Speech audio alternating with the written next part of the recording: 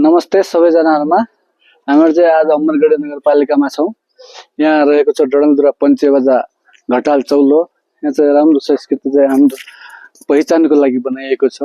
अनि ससलिङ स्याउले बजार यहाँ चाहिँ उहाँले चाहिँ सबै राम्रो आर्ट गर्नु भएको छ। अनि साथीहरु त्यो रमाइलो दृश्य देखाइदिनु भएको छ। र स्थानीय गौरव पर्व यहाँ हेर्नुस्, हाम्रो चाहिँ मौलिक पर्व गौरव पर्वको बारेमा चाहिँ स्थानीय सरकारले चाहिँ धेरै राम्रो व्यवस्था गर्नुभएको छ र यहाँ आर्ट गर्नुभएको छ। र स्थानीय लेख जात्रा हाम्रो धर्म संस्कृतिलाई बचाउने एउटा जगेर्ना गर्नको लागि यस्तो रमाइलो दृश्य सबै कोर्नु भएको छ। र परशुराम धाम अहिले यो जोगुडामा रहेको परशुराम धाम मन्दिर र वहाँ रहेको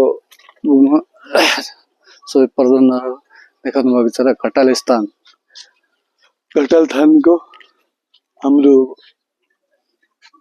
डडेलधुराको पहिचान घटाल थान मन्दिर।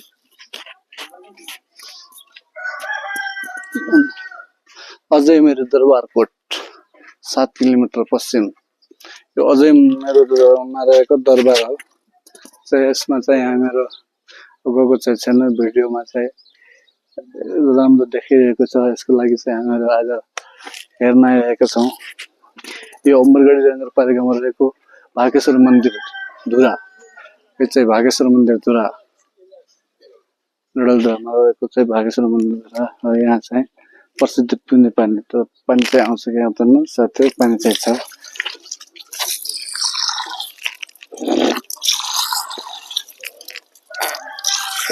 चिसो पानी चाहिँ हाम्रो चाहिँ यो डडेलधुरा अमरगढी नगरपालिकाको चाहिँ राम्रो पानीको व्यवस्था छ। यहाँ चाहिँ पिउने पानी, शुद्ध पिउने पानी। यहाँ चाहिँ फ्रिजमा राखेको पानी खानुभन्दा पनि यो पानी पिए यति धेरै राष्ट्रिय रङ, राष्ट्रिय जनावर, राष्ट्रिय चरा, हाम्रो नेपालको शान सबै यहाँ झल्काइदिनु भएको छ। उग्रतारा मन्दिर यहाँबाट नजिकै रहेको उग्रतारा मन्दिरको चाहिँ यहाँ राम्रो पोस्टरहरू बनाएको छ साथीहरू।